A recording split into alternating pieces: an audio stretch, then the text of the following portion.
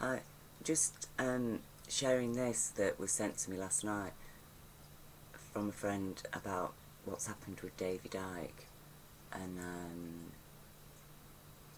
it's really disturbing actually, but nothing new, you know. I mean, a lot of people are experiencing exactly what David Icke's experienced here, where you've got council and police working together, you know, to evict people from their homes, often without any warrants, and often the things that are under, you know, over things that are under dispute. But it seems that, you know, as long as the authorities, as long as it's a corporation, they're given the benefit of the doubt. And particularly with children in Britain, you know, people are being gagged, they're being criminalised for speaking out for children's rights to justice. To expose the crimes is itself a crime to talk about, because, you know, apparently you violating the child's right to privacy. That's what parents are being prosecuted for talking about their case in public. They're violating their child's right to privacy. But what's so disgusting, and it's these things, you see, that, you know, go against the grain. When parents are being gagged from talking about abuses that their children are suffering in care, or abuses that the children have suffered by being taken, dragged screaming and traumatised from a family home in order to protect them from a future emotional risk. You know, I mean, never mind causing an actual emotional damage by removing children from actually loving homes where they want to stay with all the friends in that community, the family, the extended family, their school, okay, and suddenly dumping them with strangers and strange children they don't know, and then likely being asked all kinds of questions and have reports done on them by various social workers, and their every move watched and reports being written about them, and then they get shunted to another foster carer home. You know, I mean, some of them are moved up to 9 times.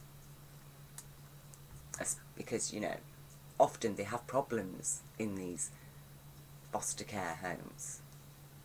You know, and I'm not knocking foster carers. You know, foster caring is a very important job, and I know that there's a lot of really lovely foster carers out there who work beyond what is required of them to make sure the children in their care get some genuine warmth and love in their lives. And there is a need for foster carers. People get sick, people get ill, people go through periods where they can't look after the children, they've got no extended family. Sometimes children do need to be taken out of abusive homes. I know it. I was somebody that was in care. I was rescued from terrible abuse by being put into care. I mean, I didn't want to go into care. I was scared. I was scared of it. But I needed to go into care. Once I got there, I realised that, yeah, actually, I'm safe here. I was one of the lucky ones going through the care system in Britain, from what I've been reading about what's been going on in a lot of these children's homes through the local press. I was very lucky that the children's home I was in was, yeah, there was a few problems and things, but nothing, you know, nothing like organised sexual exploitation of children.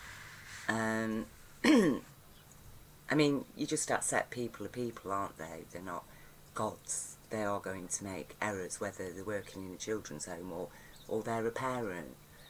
But it's this secrecy around child abuse that I think we need to end.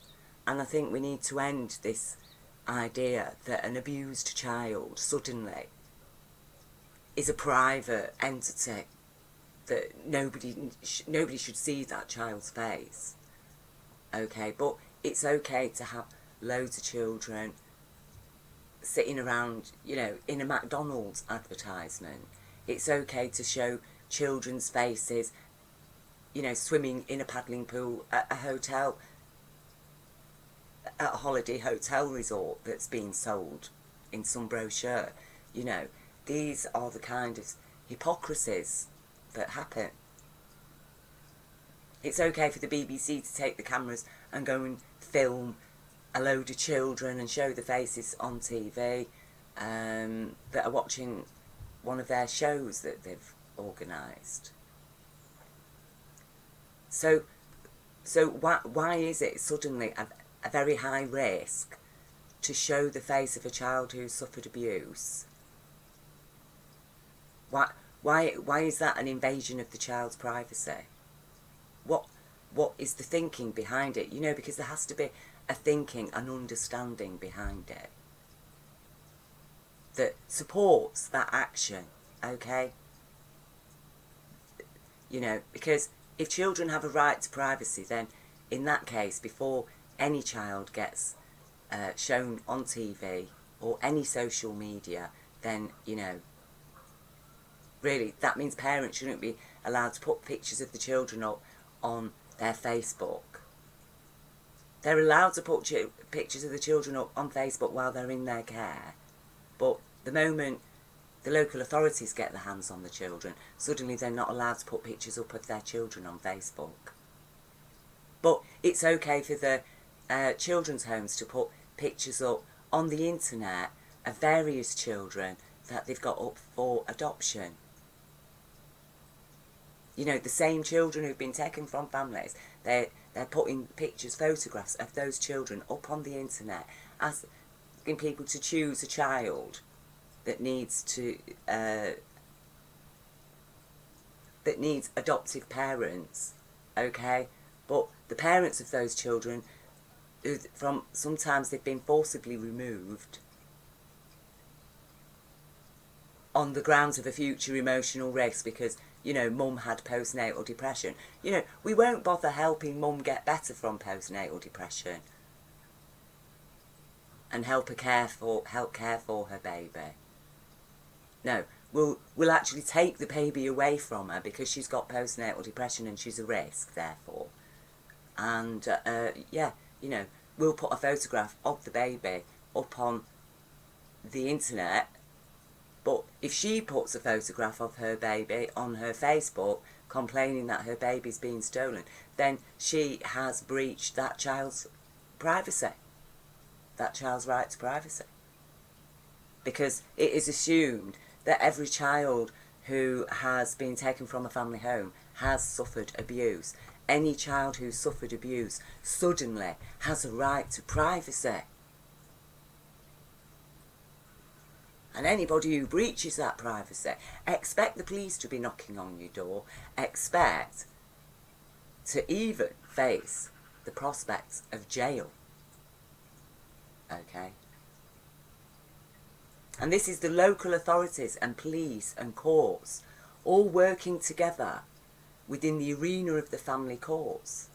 Now, from there, that little power circle has now reached out into wider society to the extent they're using the exact same tactics on a different level now to prevent David Icke from having his show here. Because apparently what he's sharing is going to cause public unrest. You see. And again, it is an abuse of the law, isn't it? Because it's the same thing as what is the reasoning behind that. There has to be a reason for it, doesn't there? So, you know, what is David Icke doing? I mean, people know I have criticised, well, not really criticised, but I have complained about David Icke in the past, you know, because of some of the issues that he doesn't pick up on, you know.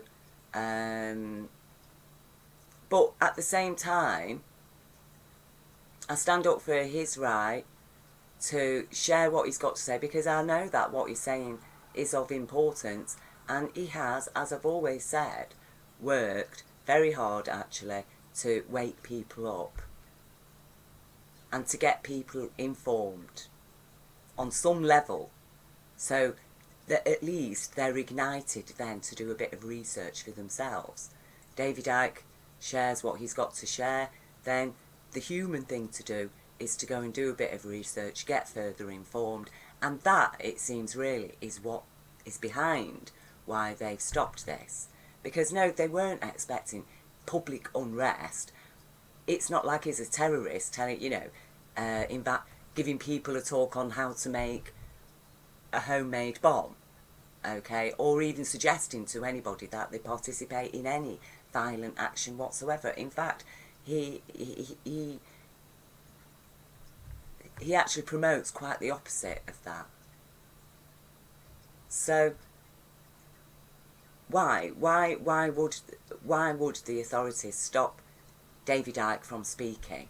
Because it is the same gag on free speech, the same gag on freedom of expression. Okay.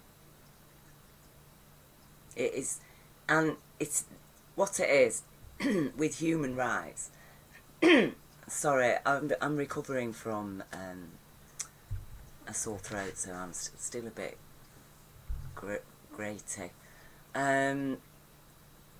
What it is, it's being attacked, is human rights to free speech and freedom of expression.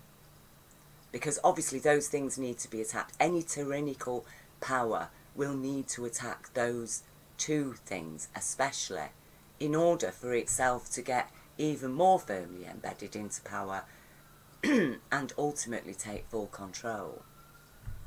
So, at the moment, they're just about to take full control, okay? It's that foot in the door, isn't it? Where the foot's in the door, and are you going to suddenly slam that door shut, kick that foot out, slam the door shut, say, no, sorry, go away? Or are you just going to allow the foot then to give leverage for full entrance and occupation of your home? And it turns out that the person owning the foot has got a gun, and they've entered your home, and you're going to do everything that they tell you to do because they've got a gun. Okay, that is basically what we are facing. That's the fact of it. And you're talking about an absolute nutter, because the only reason why they've got the gun and they want to come into your home is because they enjoy controlling people. They need to feel that kind of power in order to validate their existence, their ego. They're depraved and sadistic, and they don't want to actually do anything to gain something in life. They just want to take. They want to take. They're thieves. It's a thief mentality. It's brain damage, basically. Brain damaged people, psychologically damaged people, that then feel a need to spread this psychological damage onto the rest of the population through trauma and fear and paranoia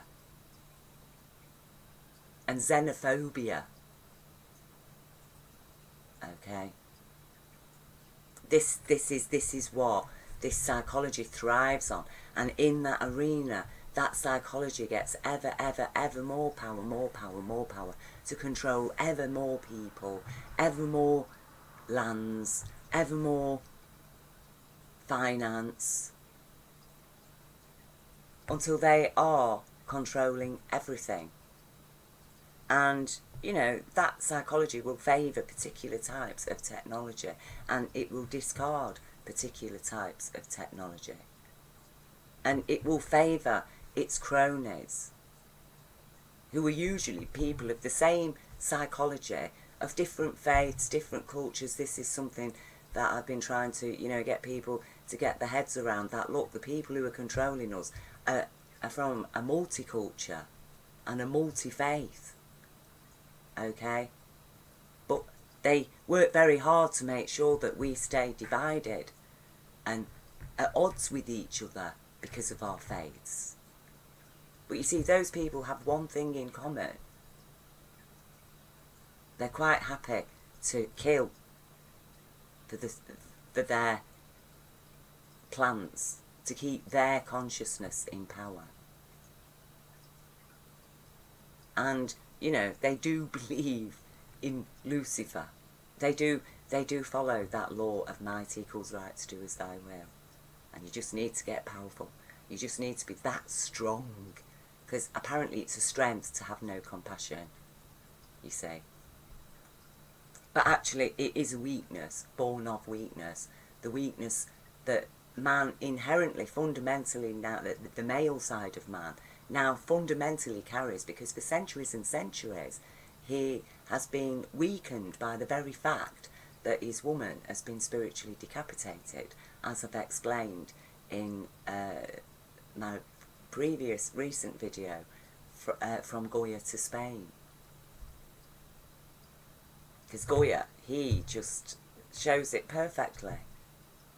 You know, he is speaking directly to this generation from the 18th century. You know, and that is the wonder of the human mind, the projection from the past into the now that we pick up from our history. When we look at our history, there's lights shining there. Those lights are some lights, the lights are still shining because they're of the living light. These were people, there were people of our history who understood the truth of their times, understood what was happening, who expressed it, and the people of those times just could not know. There was no internet then. The vast majority of people were totally under the spell of, you know, the ruling bodies of the day, which in Goya's day was mainly the church and the royal family and the government. So he understands in his time the truth of what was happening in his time, and he reflects it and shares it. Today, you know, we've got people like David Icke, who is using the media that he was trained in, you know, the media of TV, as it were, video image, the media of the stage, in order to directly tell people the truth as he understands it, and but that does reflect the general gist of what's going on in this world, and to empower people, therefore, that look, you know, what you've been thinking, if you're anywhere near these lines, you know, but you've been unsure, I'm here to confirm that yes, actually you are right, or you're not far off the mark there. And, you know, to strengthen people's mind that, oh yes, that they're telling me this is going on, and I've been really scared. But actually, no, I don't need to be scared of these people. What I need to do is to realise that that's what these other people want me to be scared of, these people, because they're scared of what I will do when I find out that actually it's them who's been attacking me in all kinds of ways, and then distracting me onto scapegoats, distracting my attention onto their latest scapegoats. So, you know, woman for a very long time was a scapegoat. Then it got transferred onto people of colour, you know, and it's just gone on from there, really, hasn't it? You know, the poor were discriminated against for a long time. So, as I've said, you know, the male side of man for a very, very long time has been living in a crippled psychology, because it's been the female psychology was decapitated. Psychologically, spiritually decapitated. She's been there, she has put her input in as much as she could, okay, but the vast majority of the female intellect and intelligence has been heavily oppressed, and even the ones that have managed to break through have then gone on to operate within these male created and dominated institutions.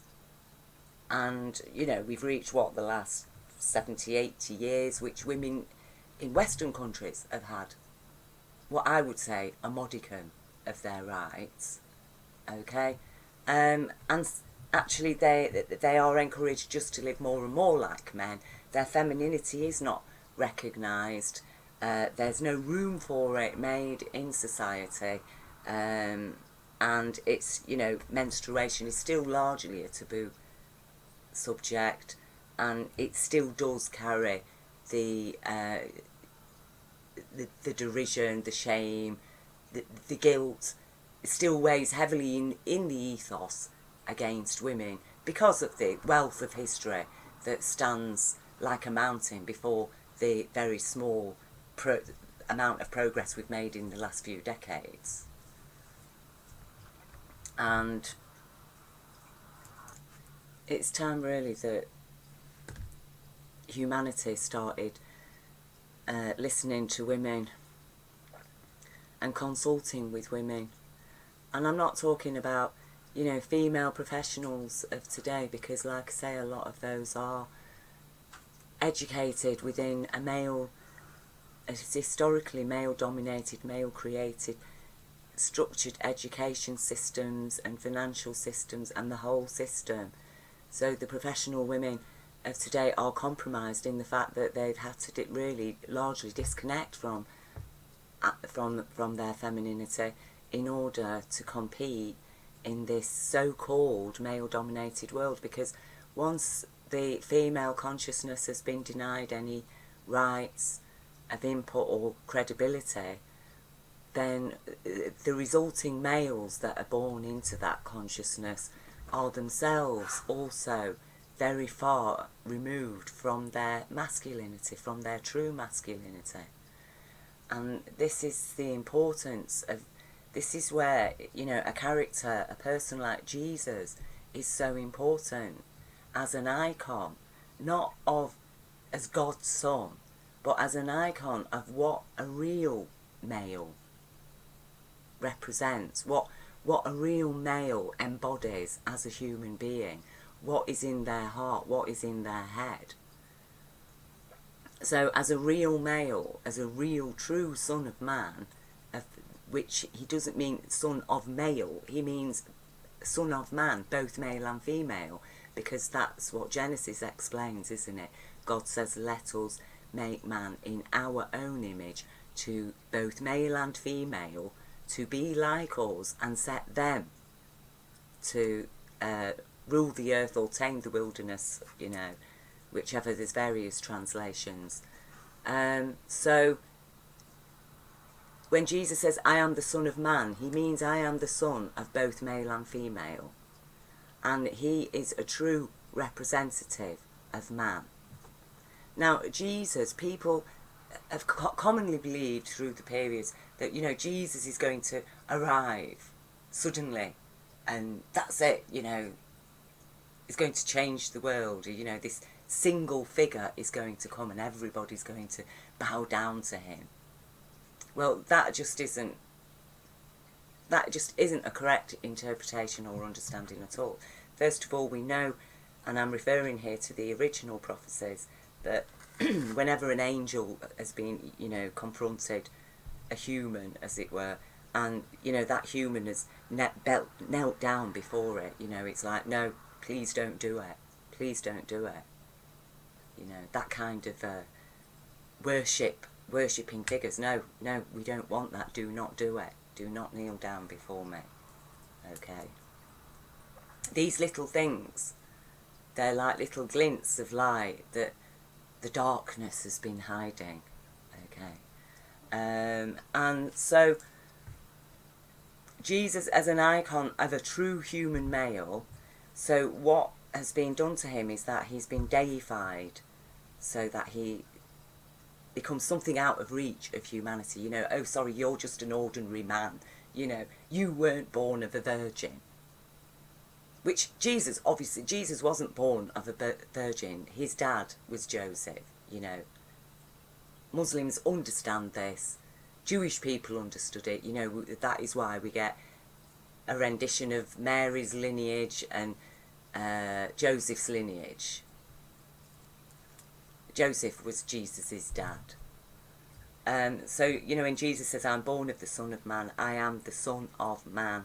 Never said he was the Son of God. I am the Son of Man.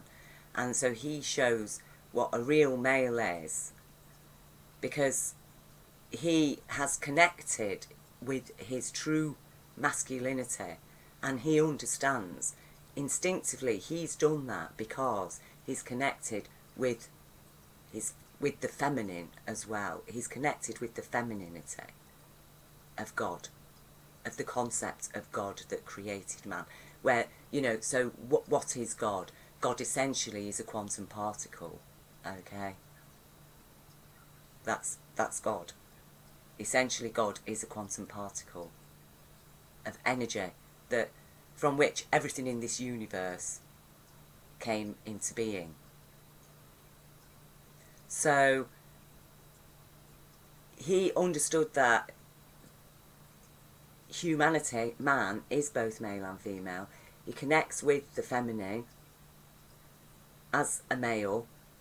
He embraces his feminine, a concept of the feminine, in the same way that the feminine embraces with the male and holds a concept of the male, very much the yin-yang, you know. It isn't a battle, it's a union with a perfect, each has a perfect understanding of the other, enough to be able to coexist as a whole. Do you see what I mean? Now, that perfect understanding has been disrupted. It's been marred with lies. So the male has a maligned concept of the female, and the female then has a maligned concept of the male, because he's responding to her according to his concept. So you don't have this wholesome, smooth, undulating coming together. Instead, you have this frictional battlefield, and you know, women become a prey. Women are essentially a prey, and the man is essentially a carnivore, isn't he? You know, it's like, you know, because that is the law of might equals right to do as thy will, and women did experience that law absolutely full on. You know, they were literally stripped of their rights overnight.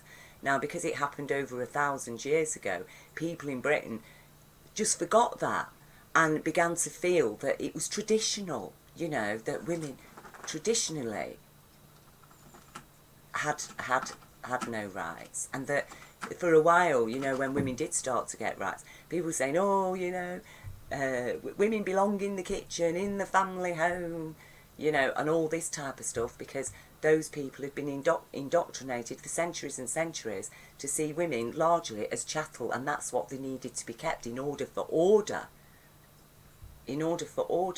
And, you know, you'll hear people complaining about single mothers and all this type of stuff, you know, and the damage that they do, apparently, to society. Well, you know, maybe single mothers need a bit of support. Maybe that's why Isaiah spoke from God and said, give justice to the fatherless child. And, you know, what is justice to a fatherless child except to provide that child with everything that a father would have provided? So is there a fatherless child in your community? Do you include them in your family outing sometimes as a father yourself and think, yeah, you know, that boy needs a little bit of support? Or as a mother? You know, it is up to the communities to provide. So, you know, in a society like ours, then, you know, make sure that these single mothers who are invariably on very low incomes, top up their incomes. Make sure that they have the resources to be able to properly care and provide for their children, that the children aren't going to grow up feeling deprived. Because deprivation turns into depravity. That is the fact of it. You know, there's no escaping these facts. People get very surprised about the kind of crimes that are being committed in our world, and especially against children. No, they're really, really surprised. Why? Why are you so surprised? You know, I'm surprised that it's took people so long to realise the reality of the damages. And to actually, that so many for so long have believed that, yeah, you know, the kids, they just get over it, you know, they just forget about it. And people who suddenly are afflicted with PTSD in adult life, oh, you know, judge them because they're mad, or they're overreacting, or, oh, they should just get over it. Well, they did for a while, but then life's knocks sometimes re-trigger, because you find yourself living in the same patterns of abuse. And it is a conspiracy. It's a conspiracy of consciousness that's been going on for a very, very, very, very long time. And only because the male side of man was willing to spiritually decapitate the female and condemn her consciousness as inferior, and only because the males thought that they were benefiting from doing that, because, oh yeah, I got as much totty as I want.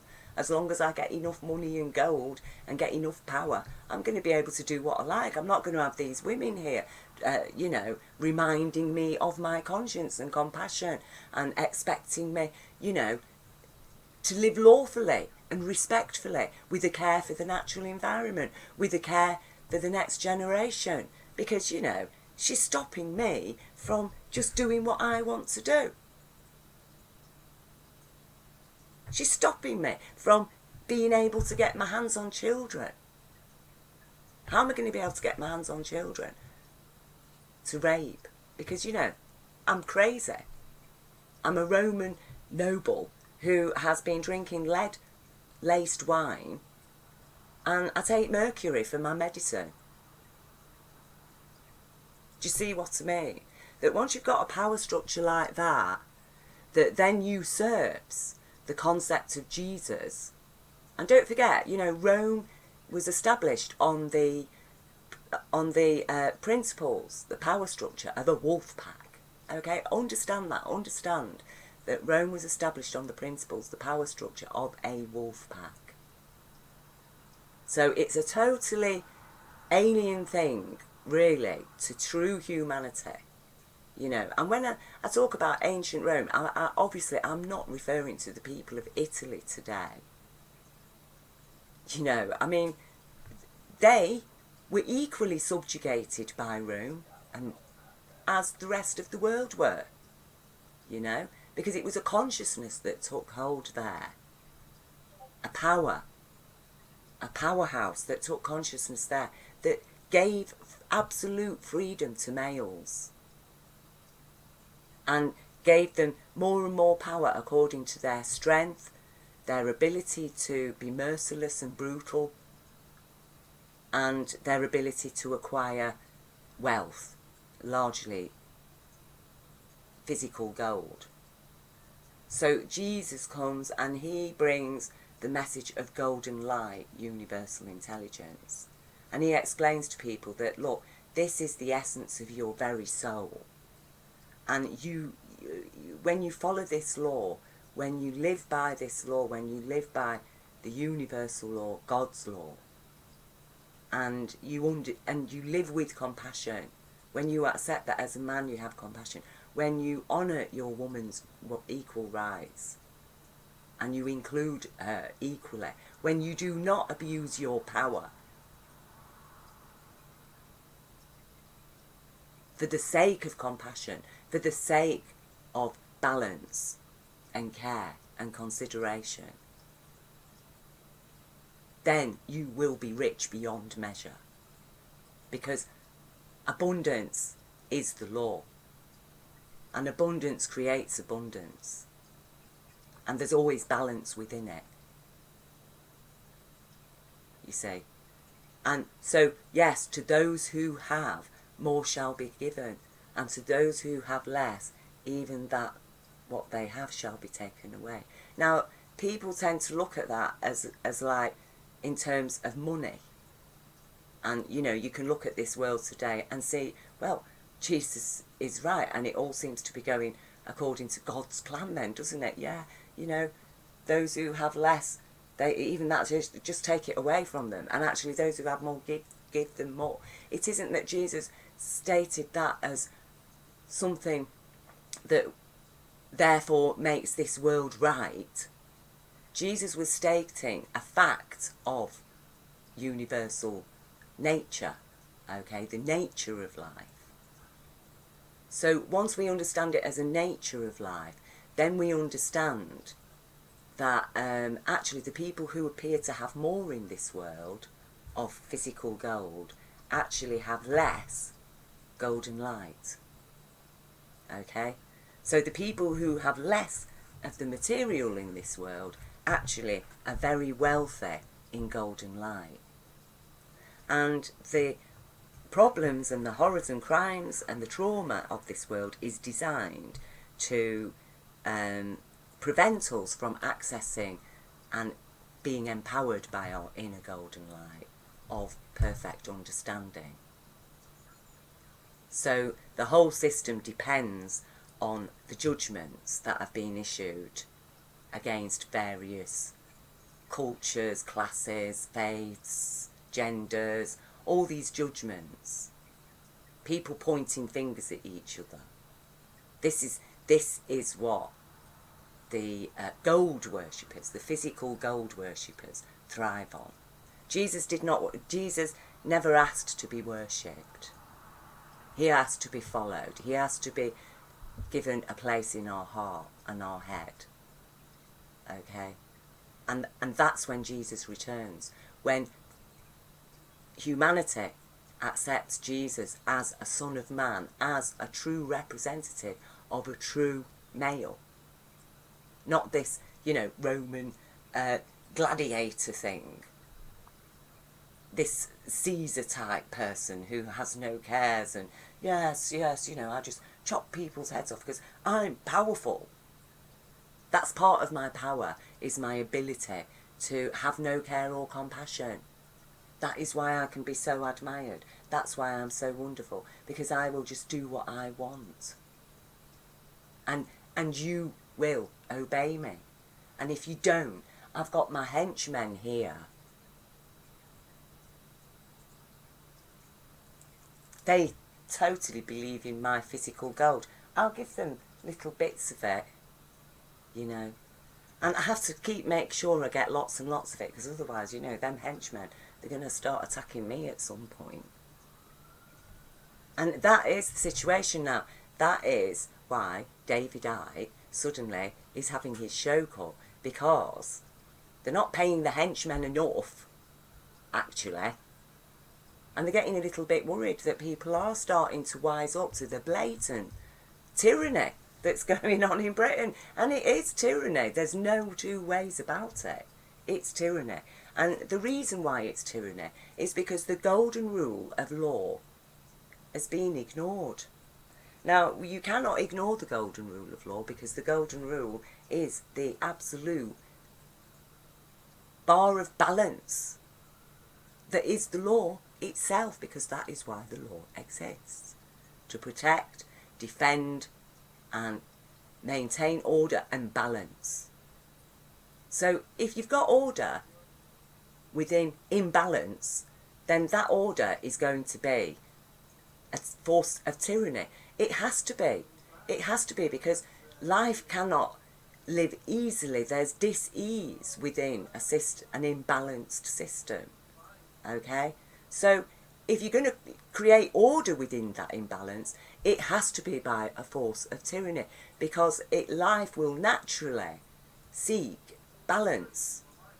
And that's basically what David Icke here is promoting, is asking people, you know, to redress this balance, to show people how everything's imbalanced with lies and propaganda, and that there is an agenda behind this, which is the order. You know, it is the consciousness that needs this order within the imbalance in order for it to further its agenda, which naturally is going to mean more and more and more imbalance.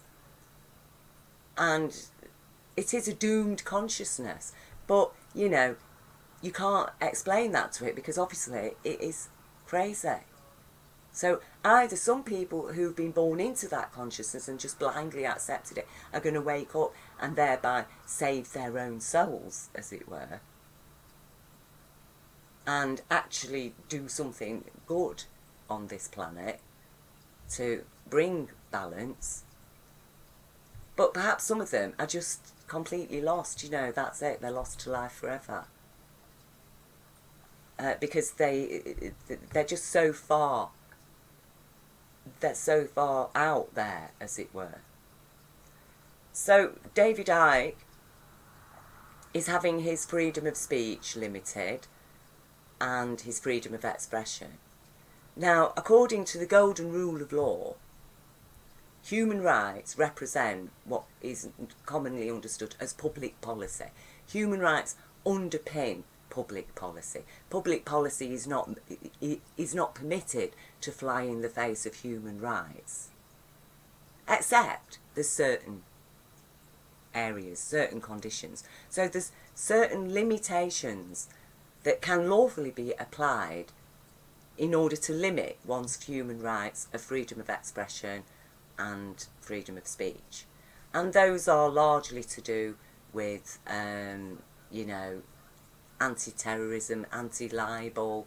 You know, if people are going around making wild accusations against somebody, yes, we have a right to tell those people, sorry, you are going to shut up, okay? But when people are having their human rights of freedom of expression and speech limited because their speech and expression is actually alerting people to a very serious situation whereby we are being governed by internal tyranny, by tyrants, internal and external tyrants, where people are being outright robbed and lied to and are having their children taken off them on spurious grounds and handed over into situations where actually they're even more at risk. When people are being told that they're not allowed to discuss the social negligence, the police and social negligence generally in addressing crimes against children. When people like David Icke aren't allowed to inform the public of the truth of what's behind the veneers of so-called normality, that is an abuse of those limitations, because that freedom of speech was established exactly for the purposes that David Icke is using it. Now, if the authorities could come and say, you know, David Icke is telling people a pack of lies, and he's dangerous because he's telling people lies, then they could justify. They could justify. But no, they're not saying that David Icke is telling a pack of lies. They're saying that what he's saying could cause public unrest, or, you know, there'd be some kind of problem around this show that he was going to do. But are they really bothered? Are they really bothered that there's going to be some public, you know, what could the public unrest be about then, that they're so worried about? What could it be about? Could it be about the fact that people will be waking up and spreading the word amongst the Leicestershire community, that suddenly people are starting to feel a bit empowered, and righteously so, and that they're going to start addressing the tyranny that's been going on in their own councils, how people have been systematically robbed everywhere of EU funding, how many communities have been robbed of millions that should have been spent on communities, but instead have gone to corrupt councillors who took control of those funds right from the start and made sure that they're funneled away from the very communities that those funds are meant to be for, and instead go into councillors' personal pockets. There's all kinds of things been going on that people just do not realise, and really, at the moment, are so confused they haven't a care. So, obviously, shut David Icke up, you know. Don't let David Icke come and speak. And that is now part, you see, of the feminine consciousness, because the male side of man in the 21st century, a lot of them have reconnected with the feminine side of their conscious. They do have an accurate concept of the feminine as an equal, intelligent human being, once again. And they are connecting with their compassion and their care, and realising that this brutish male is in fact a beast. They are understanding what a psychopath is. So basically, Jesus is now, right now, in his youth stage in humanity. That's the fact of it. Jesus is in his youth stage within humanity. And we need to rescue that youth. We need to give voice to that youth. We need to extricate him from the confines of the church. Because, you know, the church, it is a veneer for a Luciferian cult. You know, and I say that without denigrating the people that participate in it today, because, you know, it isn't their fault. They were born into this society that told them this is Jesus and blah, blah, blah. And they've been educated into it. But there comes a point where you wake up to reality, and it is up to us to help people wake up to reality. Now, people who don't want to let go of the confusions of the past and of history, who cling on to it, who will even kill in order to maintain a lie. You know, we just recognise the dangerous people, and they need to be somehow arrested and incarcerated until we can work out a way to help them think straight, you know, help them think right, help them understand the truth. And, you know, the truth is a huge liberator. It does set people free when people understand the truth, when they accept it, and then they can learn to live with it and, you know, not beat themselves up with it. But a lot of people are going to feel very, very, very remorseful about the way that they've been living and the things that they've done while we're under this spell of madness that is a projection of the Roman state and that antiquated consciousness. It's the modernisation of it. And they want to now, you know, empower it even further with 21st century technology. You know, Caesar with a laptop and a nuclear bomb is what we've got. So, you know, we are going to have to protect the youth. And we're going to have to stand up for the youth. And we do need to bring balance to our societies. And we do need to end worldwide the oppression of women's rights. It does need to be a global thing. And we need to include women. And we need to start, you know, accepting a woman, the female condition. And that, you know, women actually have a right at certain times of the month to take a few days off. Okay? That actually maternity leave needs to be about 2 years.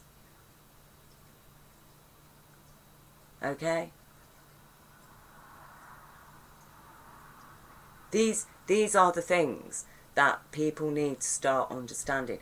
A corporation, I'm sorry, you are, or a private firm that's employing members of the public, that members of the public are reliant on them to pay for their homes, their lives.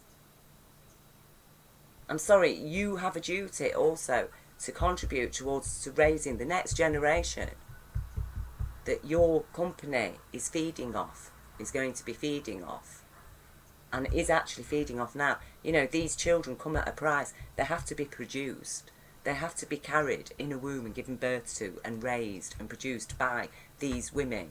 So what are you giving them in return? Right, yeah, you're going to cover them. If you're going to force them to live in an economy, then you are going to cover the times of the month that they need a few days off. You are going to pay them for their children, first 2 years of their children being born. You are going to do that because that is their right. Because why should you exist, corporation, and expect these women to work for you and to go through their femininity and all the problems associated with it and give birth to, pay for their children themselves out of the crap meagre wages you're paying them, and then at the end of the day off those children go to earn you profits? And what the bloody hell is she getting out of it? Does she even get a thank you? You know, and this is the level of abuse, and that's how abuse breeds abuse, abuse, abuse. You know, once somebody comes into your house and they might take something out of your fridge and you don't say anything, and they come in again and they take something out of your fridge again and you don't say anything, and until eventually they're just taking whatever they want. They brought all the friends in. Yeah, come and get what you want. Oh, you, shut up. This is our house now. You're just there to make sure that the pantry's always full. Oh, you've had a child. Well, I hope that you're going to raise the child as well. You're going to raise that child to make sure that it keeps our pantries full, for us to come and take whatever we want. You know, that is what's been happening to women. And, you know, it is directly related to freedom of speech and expression, isn't it? Because women weren't allowed any freedom of speech and expression. And now that men are speaking with the same compassion, the same care that women, that was, you know, formerly dumped on women, oh, now they're being denied freedom of expression and speech. People speaking out about justice for children, pointing out the lack of justice for children, they're being denied freedom of speech and expression. You know, why would anybody prohibit somebody from speaking out about justice for children unless they were supporting people that don't want justice for children? You know, why would anybody stop David Icke from giving his lecture at this theatre unless they don't want people to know what he's got to say? And they're using the idea of public disorder as a reason for it, which actually is an absolute lie. Because if they were that worried about public disorder, then, you know, they wouldn't be doing the things that they're doing to the general populace of their towns.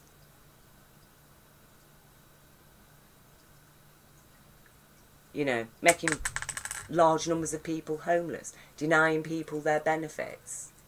They're not bothered about that.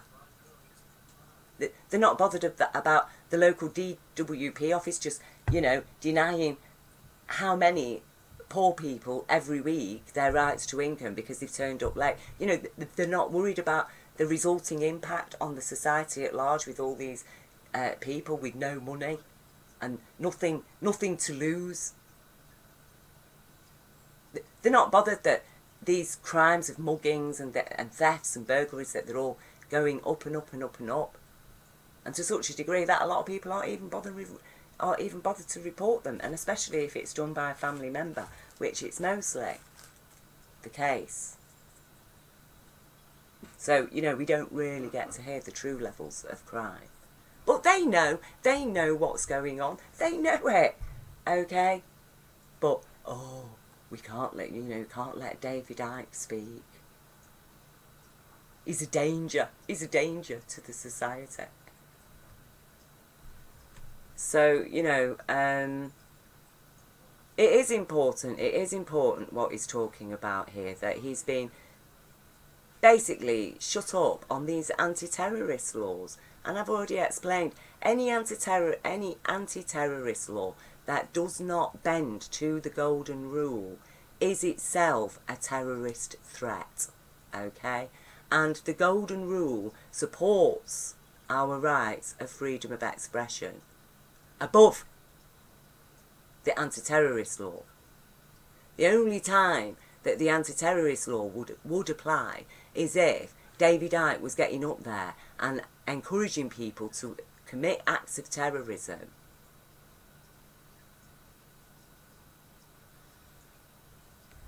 Or if he was telling them outright lies in order to radicalise people.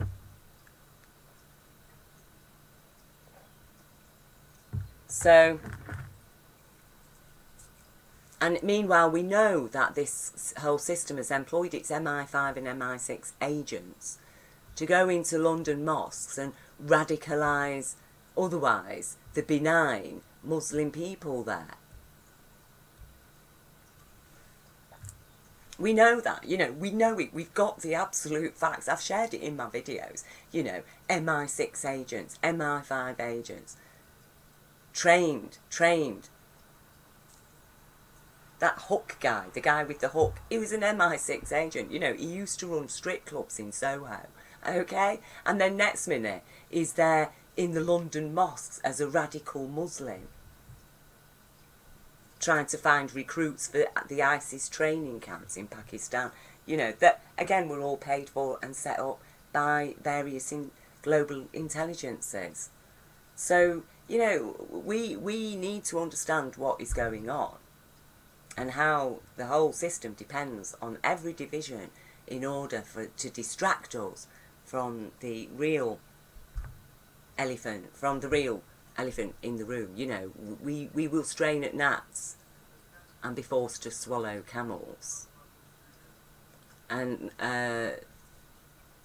it needs to end. It needs to end. And it will only end when, as I say, people stand up for the children's rights. Child protection directives, that is what we need.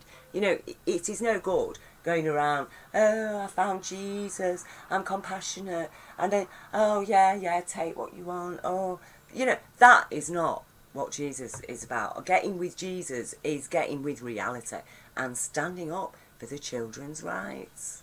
Stand up for your rights.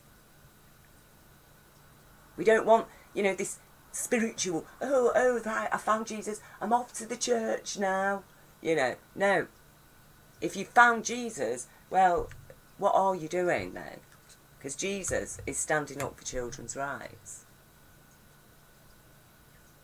And the only way that we're going to ensure that we deliver healthy generations, because children aren't just a developing physical body, they are a developing psychology, which is every bit, if not more important in some ways, than the physical body.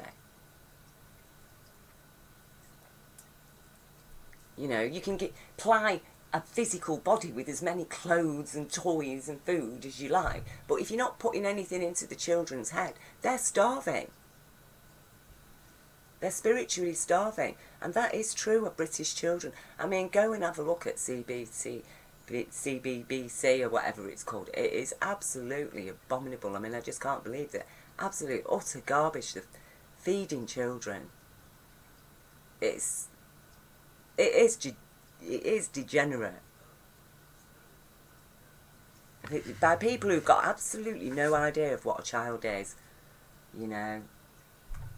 A child might as well be a cartoon as far as these people are concerned that are producing these children's programmes. I mean, they're absolutely despicable. Just crazy, crazy, crazy madness. It's like you're a child, yeah, yeah, some bright colours, a lot of loud noise, music, there, fast, fast, fast, fast, fast, fast, fast. Right, yeah, just make sure when you go to school you sit very quietly and, you know, do your exams and do very well. And if you can't sit quietly, here you go, we'll give you some Ritalin.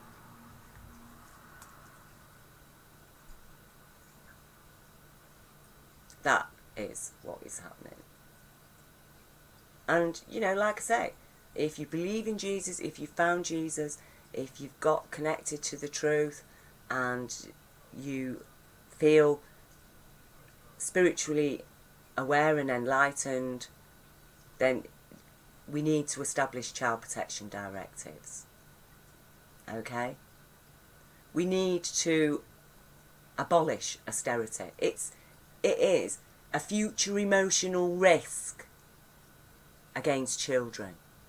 It is an actual emotional risk against children. It's actual emotional damage of children. Austerity. Okay? It is causing actual emotional damage to children because parents are overworked and overstressed and they're not able to give the children the quality of time, care and attention that ordinarily they would be able to give the children were they not stressed. Stress is a fundamental factor of what causes all kinds of domestic troubles. Stress causes illness. Any entity that causes stress to humanity, to the public, is itself a threat. It's a threat. It's an attack. And that is what the very council, the very authorities that have denied David Icke his right to freedom of speech and expression, to a public that has every right to hear him, that is what they have done, is traumatise, isn't it? That is what they have done with upholding austerity. Every council that's upheld austerity is actually itself abusing the people. Abusing the people. It's asking for more and more council tax of people who are getting less and less wages. The council is not speaking out on behalf of the people. The councils are funding the corporations. They are themselves investing in private firms that then take over what council services. That the first thing they do is cut jobs and actually provide less of a service.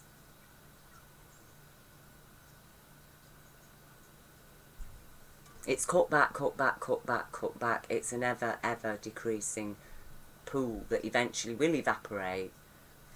And by that time, the whole of Britain will be basically a corporate farm. And, you know, it is a road to nowhere for the majority. And we're talking about a pipe dream, literally a pipe dream for the criminal elite consciousness that has been in power since the days of ancient Rome. Okay? And it immensely grew in power through usurping the life of Jesus. And this is what I mean, is that we need to reclaim our humanity. We need to reclaim Jesus, accept Jesus as the Son of Man, both male and female, okay, and to reject this idea that he alone was the Son of God, that we are all children of this universe. This universe created our planet. This universe created us. This universe wrote our DNA. This universe is way, way more intelligent than anything that's governing us today by way of so-called intelligence from the authorities. And that universal law of abundance and compassion, which upholds all our rights, all life rights, that is the road the route to true happiness, to true wealth, to true balance and harmony. That is the gold that we need to follow, the golden light of the law. Okay? If you, the gold, the physical gold is a dead weight. It prevents soul ascension, the faith in it. The faith in it. What are you prepared to do for it? Are you prepared to kill for it? Are you prepared to lie for it? Are you prepared to turn a blind eye for it? Are you prepared to abuse children for it? You know, is the golden light asking humanity to do that? No, the golden light is asking humanity not to ignore the plight of children. Okay? It's asking humanity not to kill people. It's asking humanity to live lawfully. And, you know, that is the dividing issue. It really is. Do you stand up for a child's rights or not? That's it. You don't stand up for a child's rights, there's something wrong with you. You are the enemy. I feel love for you as a human being, but if you're going to attack me or the children, we are going to defend ourselves. We are going to defend and protect the children. And we are going to establish laws. And the police, our police, are going to uphold those laws, or else the police are going to protect child abusers. That's the choice. And, you know, everything that David Icke explains in his videos, in his shows, really, he is explaining the nature of child abuse on every level. And the kind of humans that it raises. And it's time we wised up to it. It's time that we got real. And as I say, we ended this force of tyranny that has taken hold of Britain. We need to recognise it for what it is. Recognise austerity for what it is. Economic terrorism. And it is time to bring it to an end.